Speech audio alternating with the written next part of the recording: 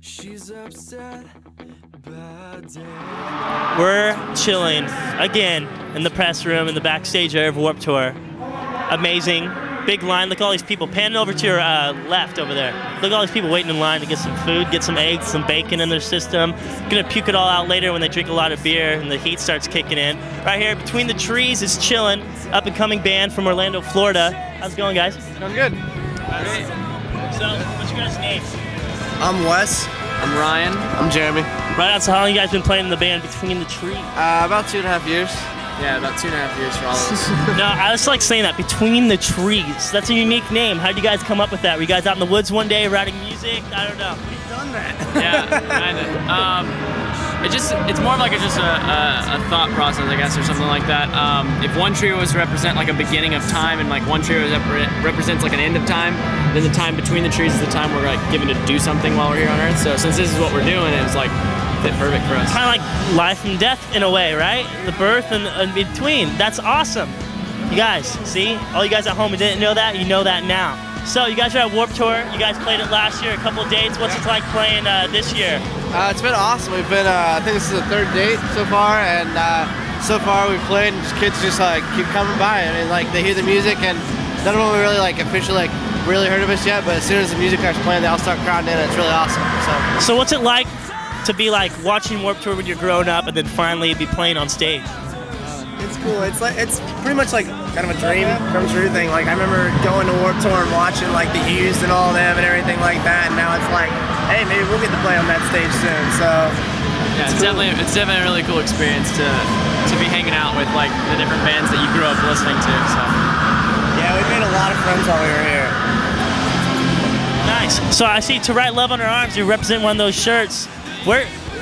Tell me a little bit about that. I'm not really too familiar, but I see a lot of people wearing that shirt. So maybe you can give us a little rundown on that shirt and the meaning of it. I have this friend back home in Orlando named Renee, and basically she struggled with addiction and cutting and things like that. And eventually she came to the realization, which we had already all come to, me and a couple of friends, that she needed to go to rehab. So we put her in rehab, but none of us had money, and so we have this friend Jamie Trukowski who decided to write the story To Write Love in Her Arms. It's a story that's on myspace.com/To Write Love in Her Arms. This all started in Orlando, yeah, like in our hometown area.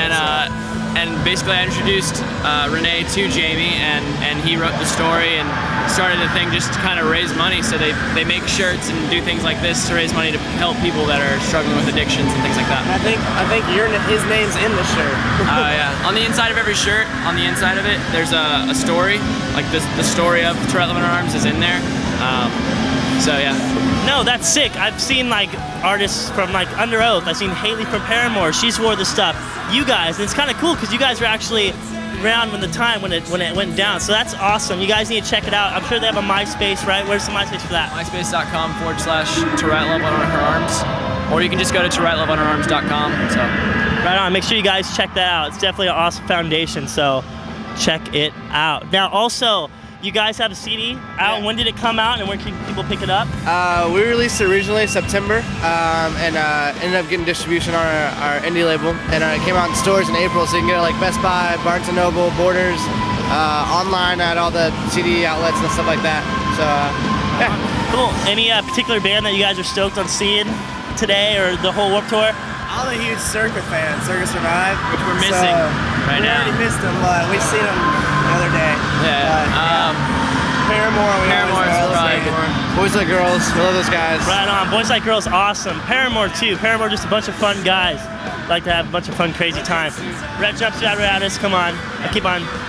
Sick. There's just so much good stuff. We could be here all day naming off stuff. Comedians, artists, but then we run out of tape. So also, one last thing. Is there anything you'd like to say to your fans who are going to go out to Warped Tour, who couldn't make it, you guys be going on any tours coming up? When can people see you guys again? Well, we're doing the Warped Tour to like San Antonio, so make sure you come see us, look for our name, look for the schedule, whatever, we'll be there.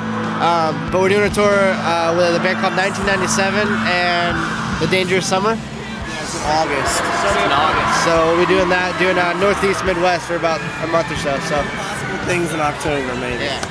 Just look out for it. myspace.com/Between the Trees Music. Check it out. All right, guys, thanks. Between the trees. All right, you heard it first on synthesis.net. Check it out. Peace.